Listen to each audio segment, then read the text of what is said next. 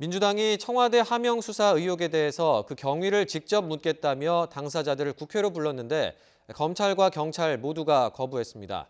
검찰의 정치 개입을 저지하려다 다소 민망한 상황을 맞게 된 민주당은 그래도 간담회를 예정대로 열고 비공개로 회의를 진행했습니다. 국회 연결해서 자세한 내용 들어보겠습니다. 이승배 기자. 네, 국회입니다. 민주당이 관련 당사자인 검찰과 경찰 관계자를 불렀는데 둘 다 거부했습니다. 모양새가 이상해졌는데 회의는 그대로 열렸다고요?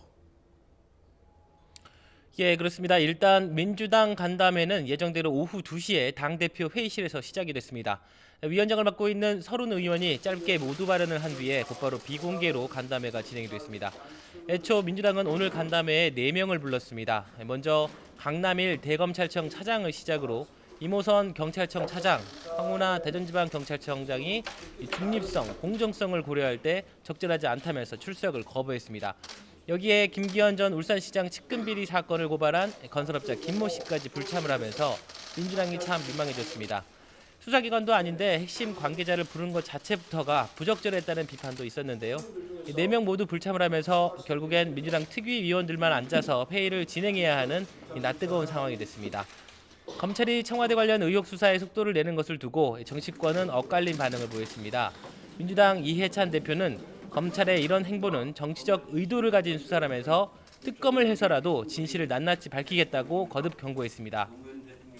반면 보수 야당은 검찰에 힘을 실었는데요. 자유한국당 김성원 대변인은 이번에 확보한 자료를 근거로 선거 공작 게이트 몸통이 누군지 명명백백히 밝혀내야 한다고 강조를 했고요. 바른미래당 강신업 대변인 역시 선거 부정은 민주주의 근간을 흔드는 사안이라면서 혐의를 낱낱이 밝혀서 법에 따라 엄중히 처벌해달라고 검찰에 당부했습니다. 그리고 이와는 별개로 이 정기국회 종료가 당장 다음 주로 다가오면서 여야 5당이 모인 이른바 4+1 협의체도 바쁘게 움직이고 있죠. 그렇습니다. 4+1 협의체는 어제 회의를 통해서 오는 8일까지 단일안을 만들겠다는 목표를 세웠는데요. 어젯밤 선거제에 대해서 국회 밖에서 2시간 정도 비공개로 만났고요. 오늘도 협상은 계속됩니다. 오전에는 예산안을 놓고 비공개로 회의를 열었는데 바른미래당 예결위 간사인 지상욱 의원이 회동 자리를 찾아와서 강하게 비판을 했습니다. 지상욱 의원은 정당성이 없는 5명이 모여서 예산의 삭감과 증액을 논의하는 것은 옳지 않다면서 수정안을 만들지 않겠다고 약속을 하라 이렇게 압박을 했습니다.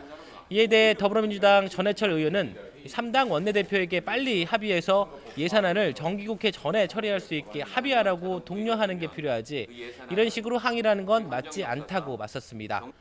4+1 협상은 예산안과 선거법 그리고 검찰과 사법제도 개혁 이렇게 세 분야로 따로 나눠서 논의를 합니다. 단일안이 만들어지면 돌아온 월요일 법정 처리 시한을 넘긴 예산안을 필두로 모든 안건을 본회의에 붙일 계획입니다.